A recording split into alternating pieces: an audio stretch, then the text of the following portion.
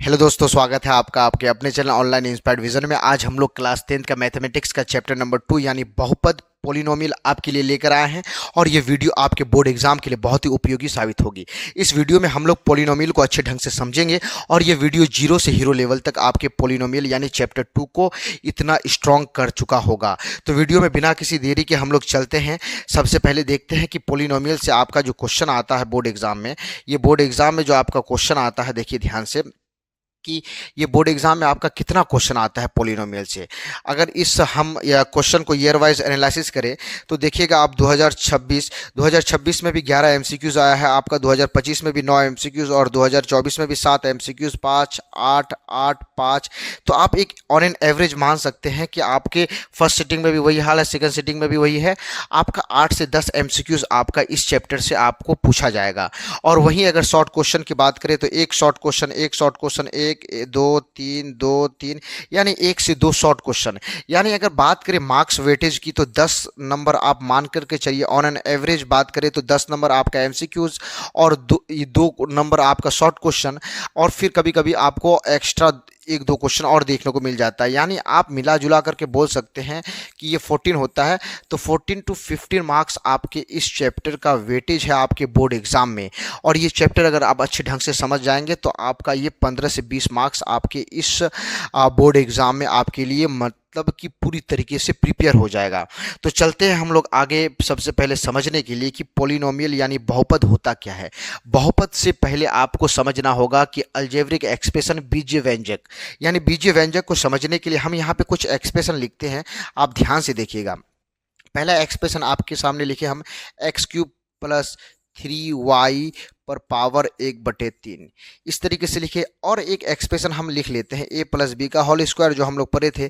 तो वो क्या होता है आपको, a प्लस बी का होल स्क्वायर, जिसको हम लोग कभी कभी लिख लेते हैं a square plus B square plus 2ab।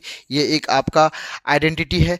तो ये जो आपको देखने को मिला, इसी तरीके से अगर हम मान लेते हैं कि अगर कोई एक्सप्रेशन लिखते हैं हम लोग y पर पावर 1/3 इस तरीके से, प्लस 3x पर पावर 1/3 ये लिखते हैं। चौथा एक्सप्रेशन अगर हम लोग ले लें कि 1/x-1 इस तरीके से। पांचवा एक्सप्रेशन अगर हम ले लें, अगर आपको x cube plus 3x square plus 7 इस तरीके से जो हम लोग लिखे, ये सारे मतलब कि एक्सप्रेशन को हम लोग अलजेब्रिक एक्सप्रेशन कहते हैं।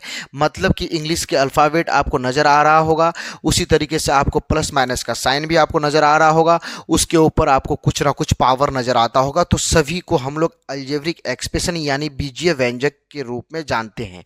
ये बीजीय व्यंजक आपका बहुपद होगा कि नहीं होगा, इसके लिए कुछ शर्तें हैं। वो शर्त क्या है, देखिए ध्यान से। हम आपको सबसे पहले ये बता देना चाहते हैं कि जितने सारे बीजीय व्यंजक है वो बहुपद होगा ये जरूरी नहीं है। लेकिन अगर यहाँ पे जो अभी हम लोग ड्रॉ करेंगे या फिर जो हम लोग बनाएंगे, जो भी एक्सप्रेशन लेंगे, जो भी बहुपद होगा, ये सारे बहुपद को हम लोग बीजीय व्यंजक यानी अलजेब्रिक एक्सप्रेशन बोल सकते हैं। ये बात आप नोट डाउन कर लीजिएगा। मतलब कि जितने सारे बहुपद होते हैं सभी बहुपद आपका बीजीय व्यंजक है। ये 100% परम सत्य है, यूनिवर्सल ट्रूथ है ये। लेकिन अगर जितने बीजीय व्यंजक है वो बहुपद होगा ये जरूरी नहीं है, उसके लिए कुछ क्राइटेरिया, कुछ शर्तें हैं। तो हम लोग जानते हैं सबसे पहले शर्त क्या होता है। देखिए, जिस एक्सप्रेशन पर या जिस बीजीय व्यंजक पर, जिस एक्सप्रेशन पर पावर क्या हो जाए, पावर जो हो जाए, पावर यानी घात, पावर या उसी को हम लोग घात बोलते हैं, घात क्या हो जाए, पूर्ण संख्या हो। क्या हो, पूर्ण संख्या हो, उसी को पूर्ण संख्या हो, तभी बहुपद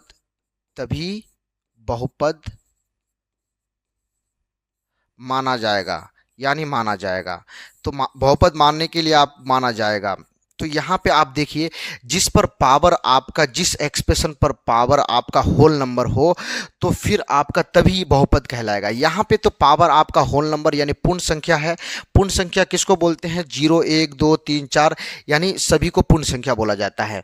यहाँ पे ये पूर्ण संख्या है, लेकिन ये 1/3 पूर्ण संख्या नहीं है, ये तो आपका भिन्न है, यानी ये बहुपद नहीं हो सकता।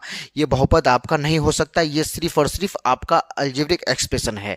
यहाँ पे देखिए ध्यान से, ये आपका बहुपद कहला सकता है, बहुपद है आपका ये बिल्कुल। क्यों? क्योंकि इस पर पावर 2 है, इस पर पावर 2 है, इस पर पावर 1, इस पर पावर 1, यानी पावर आपका, जो भी पावर आपको देखने को मिल रहा है वो पूरे एक्सप्रेशन पर पावर आपको सिर्फ और सिर्फ पूर्ण संख्या में नजर आना चाहिए, तभी वो आपका बहुपद कहलाएगा, नहीं तो वो सिर्फ और सिर्फ अलजेब्रिक एक्सप्रेशन है।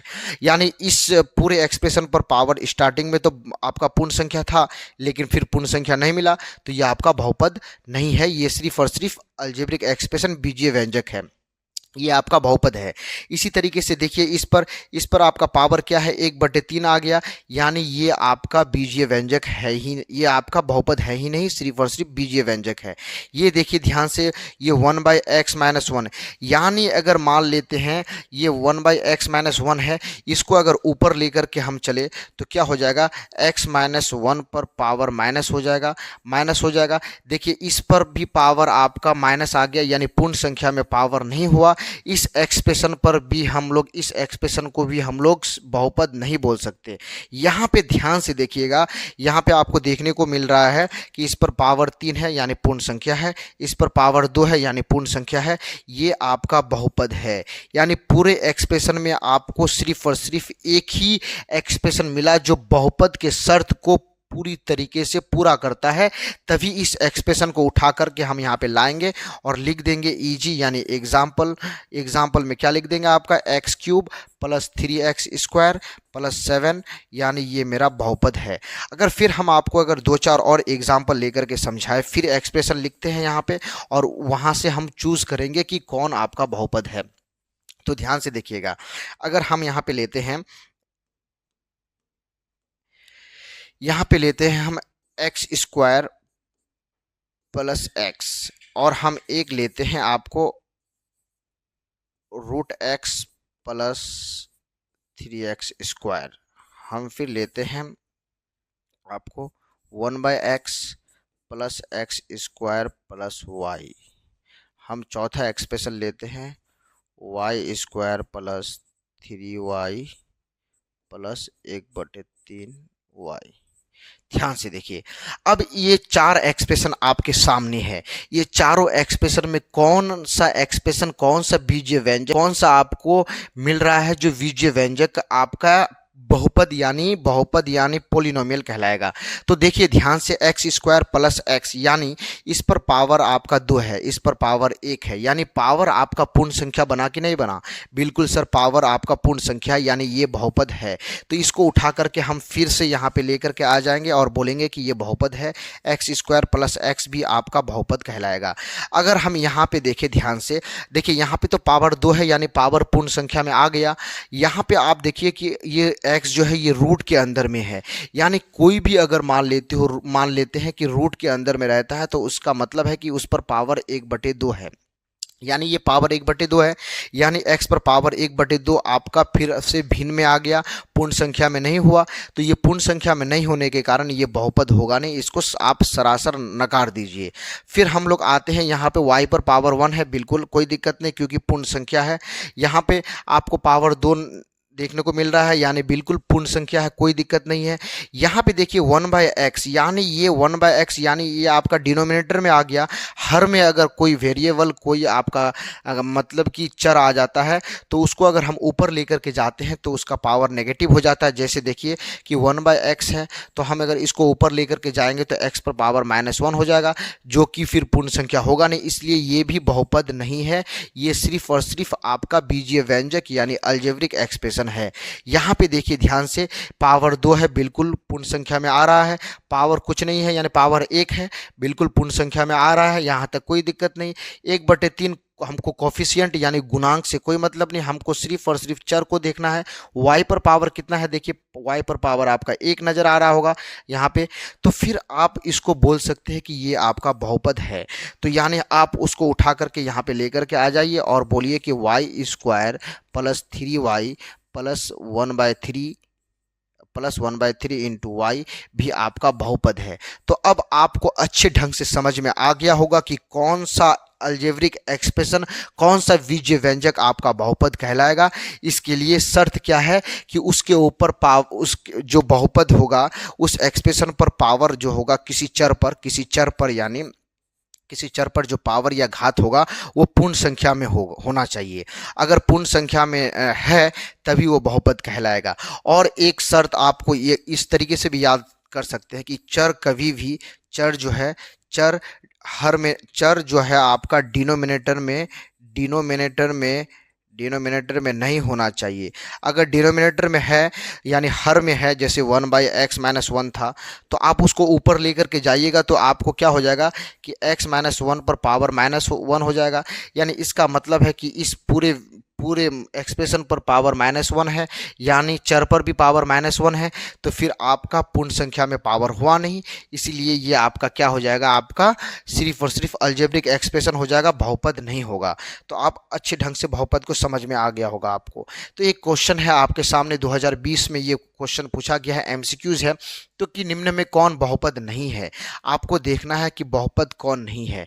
तो देखिए ध्यान से, यहाँ पे 2 है, कोई दिक्कत नहीं है, माइनस है, कोई दिक्कत नहीं है, x² यानी x पर पावर कितना है आपका, पावर 2 है। पावर 2 यानी पूर्ण संख्या है, बिल्कुल बहुपद के लिए शर्त बिल्कुल अभी तक ठीक है। ये कोफिशिएंट है √3 यानी x पर कुछ नहीं, ये x थोड़ी है, यानी ये सिर्फ और सिर्फ कोफिशिएंट यानी गुणांक है। अब देखिए x पर सिर्फ आप x पर चेक कीजिए, सिर्फ आप y पर चेक कीजिए, किसी चर पर चेक कीजिए कि वो क्या होता है, उस पर पावर आपका पूर्ण संख्या है कि नहीं है। यहाँ पे चर पर देखिए पावर 1 है, बिल्कुल। यहाँ पे चर पर देखिए पावर 2 है, ये तो आपका नियत है, यानी ये बहुपद है मेरा। तो हमको क्वेश्चन क्या पूछा था कि निम्न में कौन बहुपद नहीं है, ये तो है।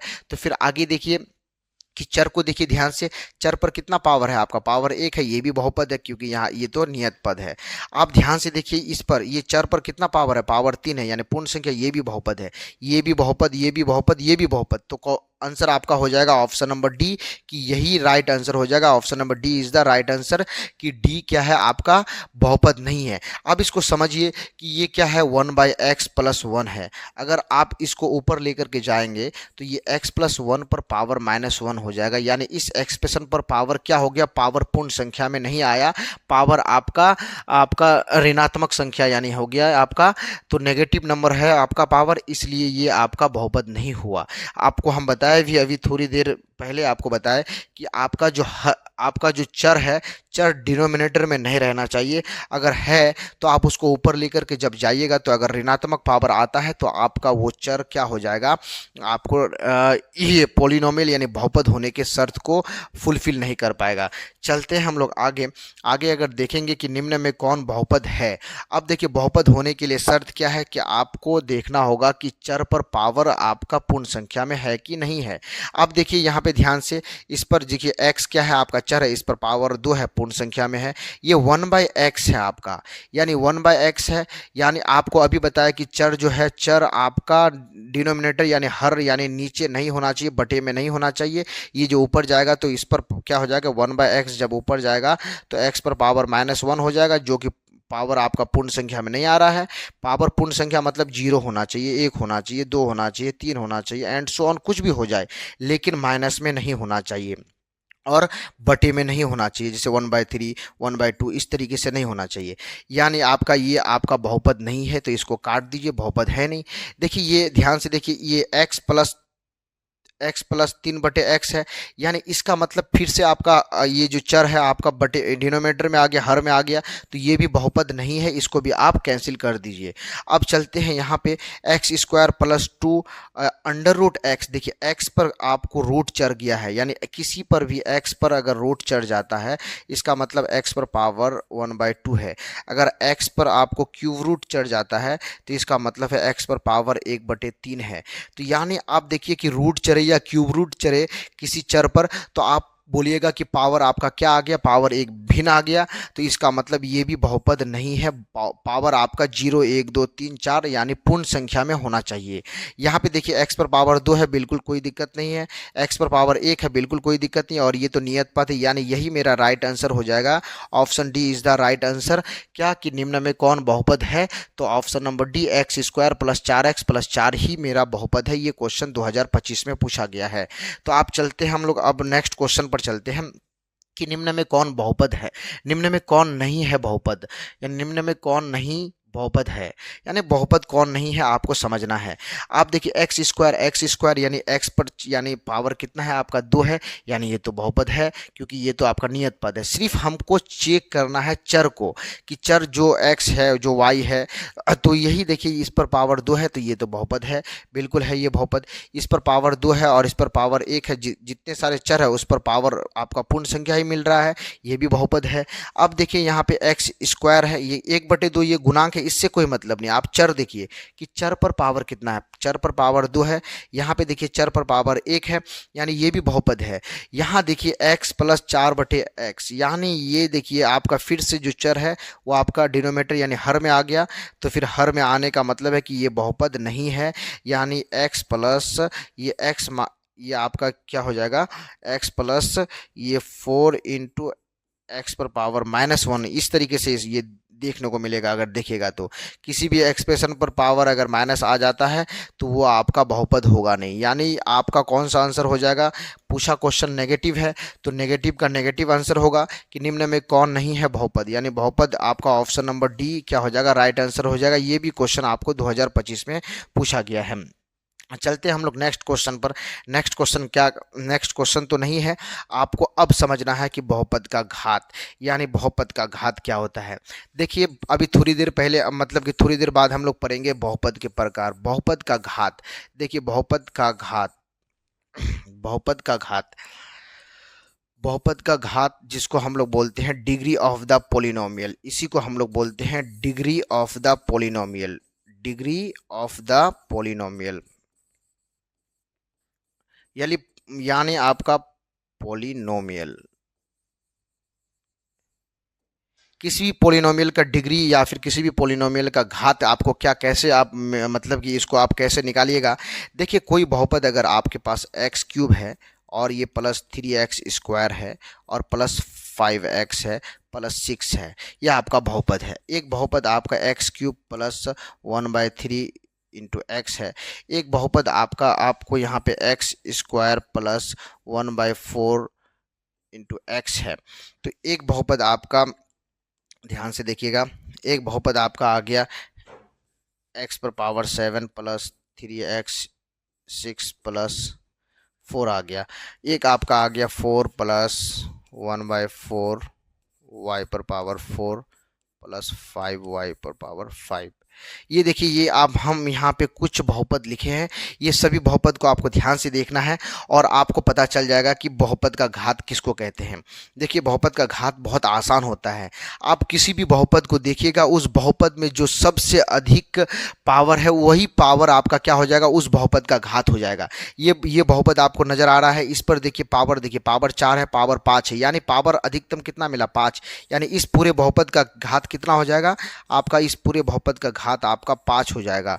बिल्कुल ये आपका आंसर हो गया। ये क्वेश्चन का बहुपद जो है, बहुपद का घात कितना हो जाएगा 5, आपका आंसर आ गया। ये एक्सप्रेशन देखिए, ये आपका बहुपद देखिए ध्यान से, इस पर घात कितना है 3 है, 2 है, 1 है, यानी अधिकतम घात कितना निकलता है आपका 3। तो इस बहुपद का घात कितना हो जाएगा आपका, इस बहुपद का घात आपका 3 हो जाएगा। ये बहुपद देखिए आप यहाँ पे देखिए x पर पावर 3 है और ये 1/3, यानी 1/3 ये आपका गुणांक में है। x पर आपका देखिए पावर 1 है, तो यहाँ पे x पर पावर 1, x पर पावर 3, तो अधिकतम पावर कितना हो गया, अधिकतम पावर आपका 3 हो गया, यानी बहुपद का घात कितना हो जाएगा, बहुपद का घात भी 3 हो जाएगा। ये बहुपद ध्यान से देखिए आप, इस बहुपद को देखने पर क्या पता चलता है कि x पर पावर 7 है, x पर पावर 6 है, अधिकतम x पर पावर यानी अधिकतम चर पर कितना पावर है 7 है, यानी इस बहुपद का घात भी आपका क्या हो जाएगा, घात बराबर 7 हो जाएगा, इस बहुपद का भी घात 7 हो जाएगा। ये एक्सप्रेशन देखिए, ये एक्सप्रेशन आपका कितना आ गया, x पर पावर 2 और ये 1/4 इंटू x यानी x पर पावर 1। अधिकतम पावर कितना आपको नजर आ रहा होगा? अधिकतम पावर आप बोलिएगा कि सर अधिकतम पावर आपका 2 है, तो इसलिए आपका इस बहुपद का घात भी आपका 2 हो जाएगा। तो आप आराम से समझ गए कि किसी बहुपद का घात निकालना है तो उस बहुपद को ध्यान से देखना है, और उस बहुपद में अधिकतम जो घात मिलेगा, अधिकतम जो पावर मिलेगा, वही मेरा उस बहुपद का घात कहलाएगा। बिल्कुल आसानी से आप समझ सकते हैं। चलते हैं हम लोग आगे बढ़ते हैं और समझेंगे कि बहुपद का वर्गीकरण। ध्यान से देखिएगा, यहाँ पे बहुपद का जो वर्गीकरण करेंगे हम, आपको ये चीज़ आपको समझना होगा। बहुपद का वर्गीकरण आपको दो तरीके से होता है। एक तो हम बहुपद का वर्गीकरण करते हैं डिग्री के आधार पर, यानी घात के आधार पर, और एक बहुपद का वर्गीकरण करते हैं हम उसके मतलब कि टर्म्स यानी पद के आधार पर। यानी हम इसको दो कैटेगरी में डिवाइड कर सकते हैं कि बहुपद का वर्गीकरण आप किस आधार पर कर रहे हैं। अगर हम बहुपद का वर्गीकरण घात के आधार पर करें, किसके आधार पर? घात के आधार पर, यानी on the basis of their degrees. तो घात के आधार पर अगर हम क्या करें, बहुपद का वर्गीकरण करें, तो घात के आधार पर बहुपद का वर्गीकरण करने पर क्या होगा, यहाँ पे लिख देंगे on the basis of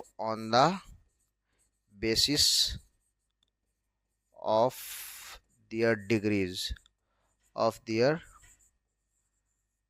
degrees, तो हम लोग लिख लेंगे। और अगर हम फिर यही चीज़ अगर हम आपको बोले कि बहुपद का वर्गीकरण अगर हम लोग करेंगे, कि फिर हम किसके आधार पर करते हैं, कभी किसके? पदों के आधार पर। अगर पदों के आधार पर वर्गीकरण करें तो क्या होगा, देखिए ध्यान से, यहाँ पे भी लिख देते हैं on the basis of their terms, यानी टर्म्स के आधार पर हम लोग वर्गीकरण करते हैं।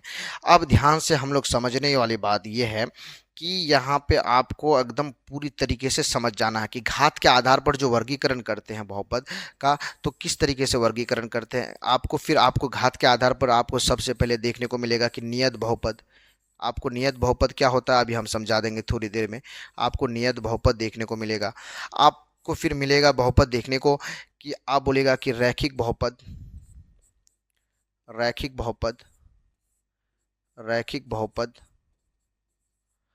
आपको फिर देखने को मिलेगा द्विघात बहुपद। आपको इसी तरीके से त्रिघाती बहुपद,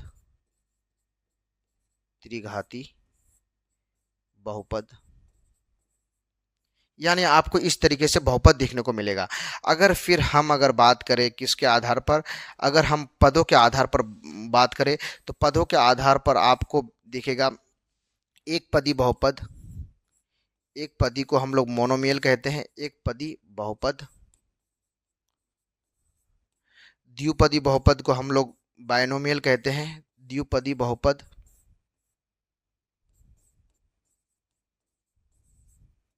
इसको इंग्लिश में मोनोमियल कहते हैं, और इसी को हम लोग बायनोमियल कहते हैं। और फिर हम बोलेंगे त्रिपदी बहुपद,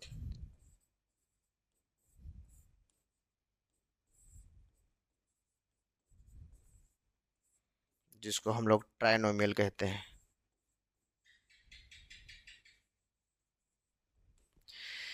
तो अब देखिए यहाँ पे नियत बहुपद को हम लोग कांस्टेंट पोलिनोमियल कहते हैं, रैखिक बहुपद को लीनियर पोलिनोमियल कहते हैं, द्विघात बहुपद को हम लोग क्या कहते हैं, क्वाड्रेटिक पोलिनोमियल कहते हैं। यानी हम अगर बात करें तो इंग्लिश में लिखने की इतना कोई कंपलसरी नहीं है। आप हिंदी मीडियम में पढ़ रहे हैं तो आपको आराम से समझ में आ गया होगा। तो देखिए ध्यान से कि नियत बहुपद का घात कितना होता है, आप ये बात दिमाग में अच्छे तरीके से बैठा लीजिएगा। नियत बहुपद का जो घात होगा वो घात आपका 1 होगा। घात बराबर कितना होगा, नियत बहुपद का घात 0 होगा। कितना होगा, 0 होगा, याद रखिएगा। और नियत बहुपद का एग्जाम्पल की अगर बात करें, हम एग्जाम्पल ले ले अगर हम, तो एग्जाम्पल लेकर के आपको अच्छे ढंग से समझा देते हैं कि नियत बहुपद क्या होता है। देखिए px एक कोई बहुपद है, तो px बराबर अगर 5 हो जाए तो ये आपका नियत बहुपद है। यानी इस तरीके से भी अगर नहीं लिखे तो हम बोले कि 5 आपका जो 5 अगर आपको देखने को मिलता है, ये 5 भी एक आपका बहुपद है। इस बहुपद को हम लोग नियत बहुपद कहेंगे। कहीं पे अगर पाई लिखा हुआ है पाई, तो ये भी आपका बहुपद है।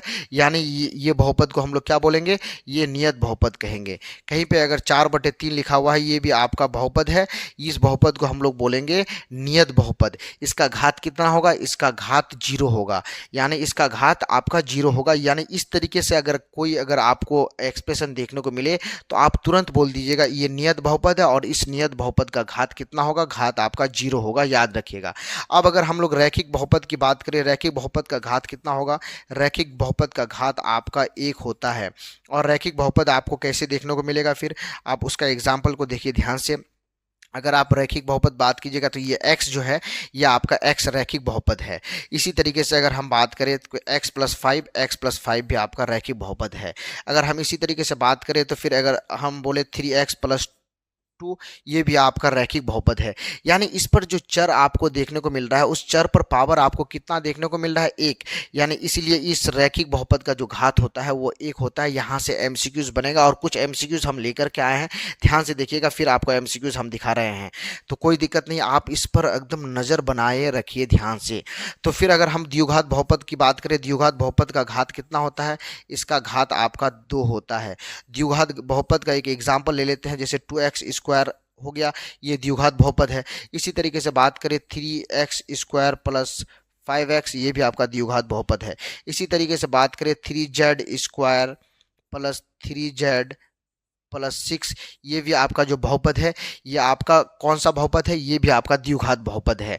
अगर हम त्रिघाती बहुपद की बात करें कि त्रिघाती बहुपद किसको बोलते हैं? जिस पर घात 3 हो वो त्रिघाती बहुपद कहलाएगा। त्रिघाती बहुपद 3 घात होना चाहिए।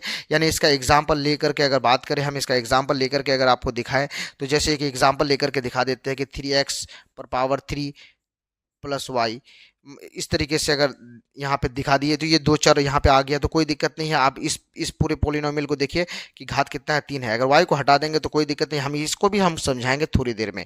अब यहाँ पे देखिए कि 3x² हो गया, तो ये जो बहुपद आपको देखने को मिल रहा है इस पर पावर 3 है अधिकतम, तो इसलिए त्रिघाती बहुपद का क्या होता है? घात 3 होता है। और दूसरा एग्जाम्पल, अगर कहीं पे कभी अगर z पर पावर 3 लिखा हुआ है, ये भी आपका बहुपद है और ये बहुपद का कितना घात हो गया? आपका 3, तो ये पूरे त्रिघाती बहुपद का क्या हो जाएगा? घात 3 हो जाएगा। यानी यह बात आप अच्छे ढंग से समझ में आ गया होगा।